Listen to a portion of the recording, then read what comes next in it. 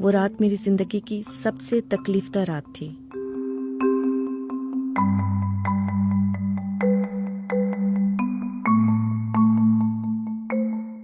मेरी शादी 3 साल पहले मेरे कजन से हुई।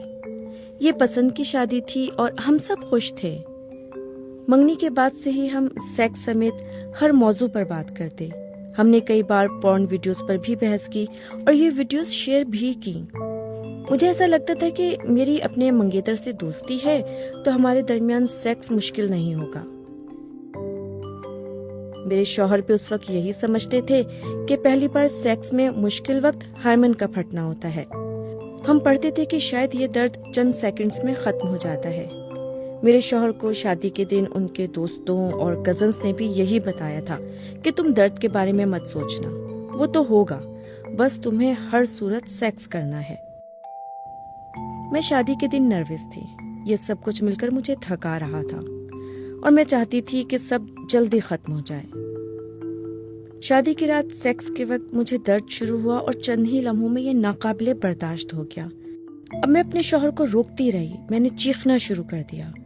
हमने देखा कि मुझे बहुत ज्यादा ब्लीडिंग हो रही है। हमने इंतजार किया मगर दर्द खत्म हुआ, ना ही ब्लीडिंग। खून इस कदर बह रहा था कि मुझे अस्पताल जाना पड़ा। डॉक्टर ने कहा मेरा वजाइनल ट्रैक तंग है और इलाज के बगैर सेक्स नहीं हो सकेगा। डॉक्टर ने कुछ स्कैन और अंदरूनी अल्ट्रासाउंड करने के बाद बताया कि मेरे हार्मोन टिश्यूज भी मोटे हैं। मैं बहुत शर्मिंदा थी और मुझे लग रहा था कि मेरी वजह से फैमिली की बेइज्जती हुई है। खानदान में सभी को ये बात पता चल गई थी, लेकिन मेरे शौहर और सास ने समझाया कि ये मेरा कसूर नहीं है।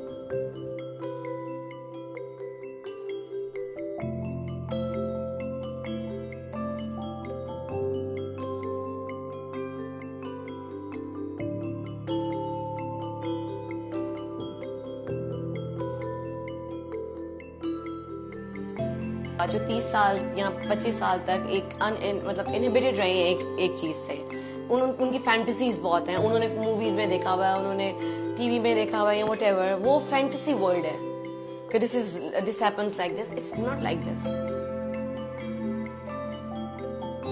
फीमेल जेनिटल ट्रैक है, इंटरकोर्स के लिए उसको ग्रेजुअली डायलिटेशन चाहिए।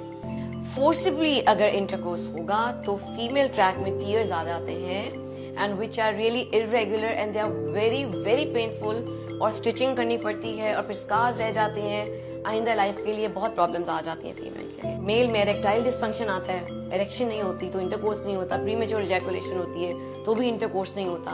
फीमेल में एक पेन का फियर है। पेन का फियर जो है वो मेल नहीं दूर करना उसका। It's a bit painful, but अगर आप मेंटली एक दूसरे के साथ सेटल्ड हैं तो हो जाता है। और अगर जरूरत से ज्यादा है then you should consult a doctor.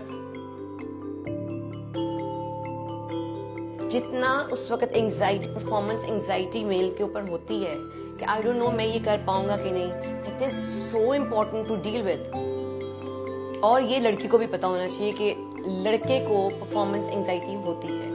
Mail को ये बताना है कि बड़ी डेलिकेट चीज है औरत, ठीक है, उसको इन चीजों का अभी it's going to be your first experience and really it's painful for a female, it's painful.